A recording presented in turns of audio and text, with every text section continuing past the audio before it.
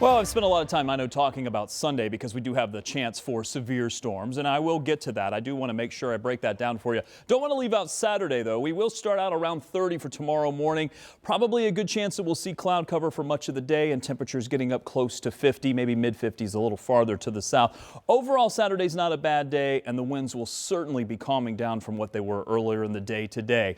Then we get to Sunday, and Sunday, the first half of the day, it is going to be windy. I don't think it'll be quite as windy as where we were today, but I couldn't rule out the possibility of a gust to maybe 50 or even 55 miles per hour before storms arrive. A windy day kind of like today. That's the early part of the day. Temperatures getting up into the 70s, actually fairly warm. Unfortunately, that's part of the problem because it's going to be a warm day that's going to lead to the possibility of storms once the system moves through. There's Saturday, going through it pretty quickly because overall it's a relatively quiet day. Sunday will start out in the 40s, get very windy during the afternoon. Winds are going to really crank up. Temperatures will get to near 70 by the afternoon. It looks like the timing of this line of storms, it will be a very strong line of storms, likely producing some gusty winds over 60, perhaps even over 70 miles per hour once this line moves through.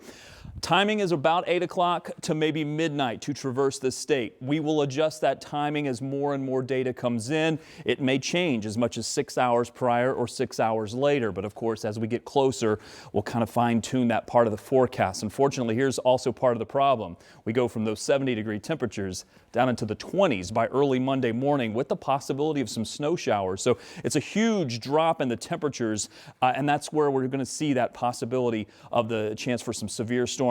This model did a great job of estimating the winds for today. It had those wind gusts right around 60 miles per hour. It is calling for 40 to 50 miles per hour before the line even gets here. So another windy day on Sunday, maybe not quite as windy as today, but certainly a windy day, and that's why we're talking about that possibility of severe storms. Main threat is to our south and west. I would almost bet my paycheck that we'll have severe thunderstorm warnings on Sunday in the state of Indiana as this line passes through. And unfortunately, it's going to be cold on Monday and Tuesday. All right, Rob, thanks so much.